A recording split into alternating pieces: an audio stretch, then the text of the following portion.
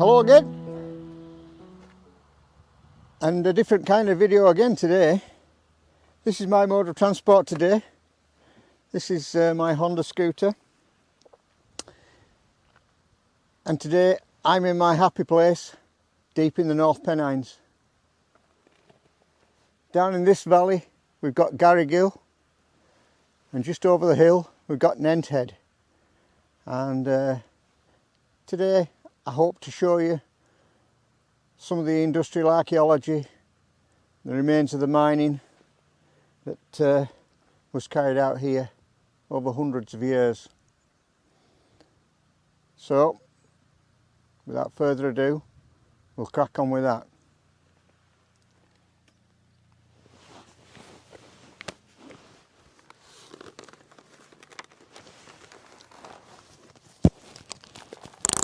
Well, here we are at Nenthead, and I'll show you some of the levels. Levels are where the miners brought the minerals out. Most of the mineral that was obtained here up until 1860, which had any value at that time, was lead, galena, which is an ore of lead. And after 1860 things changed a bit. The price of lead plummeted, the mines became uneconomic, and of course in this area there was a lot of unemployment. But after a few years all the tips were reworked and the mines reopened to obtain zinc blende.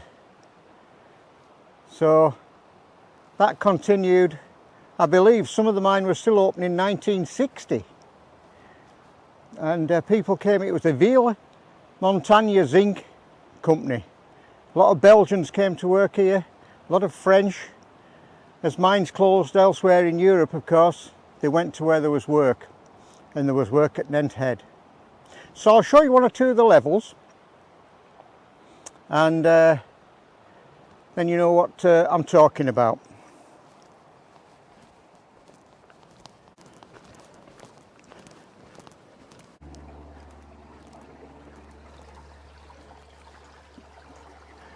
So as you can maybe see, it's very much in shadow, but there's a lot of water coming out of here.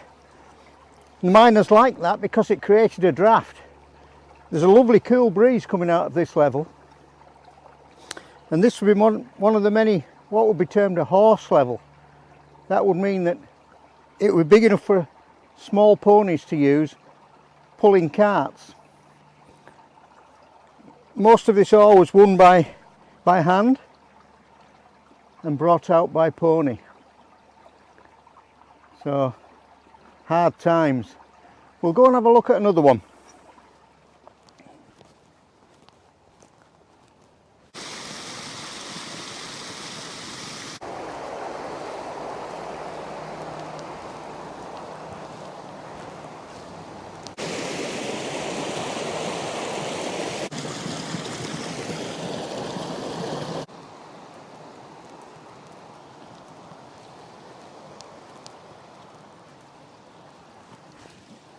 Bit wet underfoot here.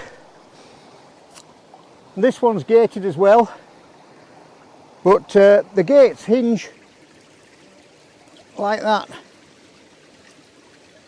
for those people who fancy exploring them.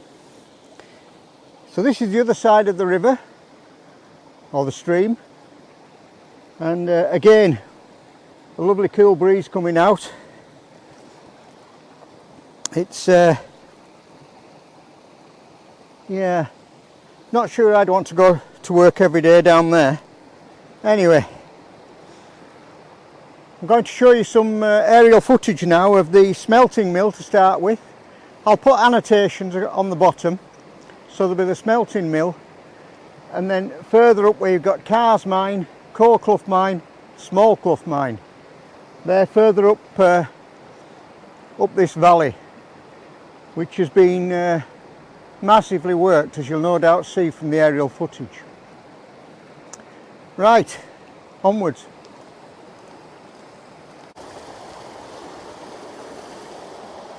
So this is just a taster of the Nenthead mines.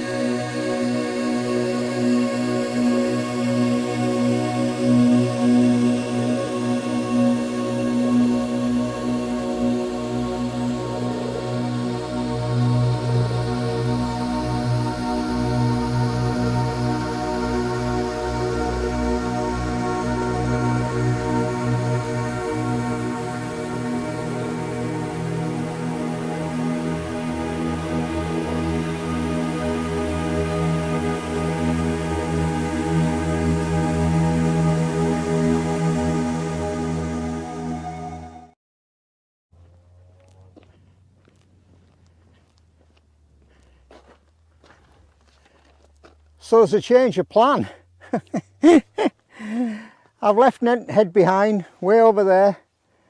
The village at the bottom's called Allen Heads. Worthy of a video of its own, I'm sure. But we're going to go and look at the last big mine that operated in the North Pennines. So it means going to County Durham. We've been in Northumberland for a few miles, but Cumbria stretches a long way.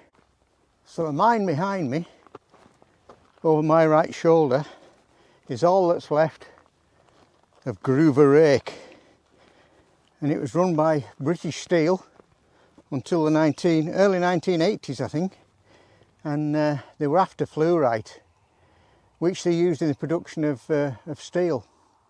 It was handy for them, being over in Teesside there, didn't have to cart it far, but when they could get it cheaper somewhere else, and of course the steel industry collapsed, that was the end of Groverake. We'll maybe have a look from the air.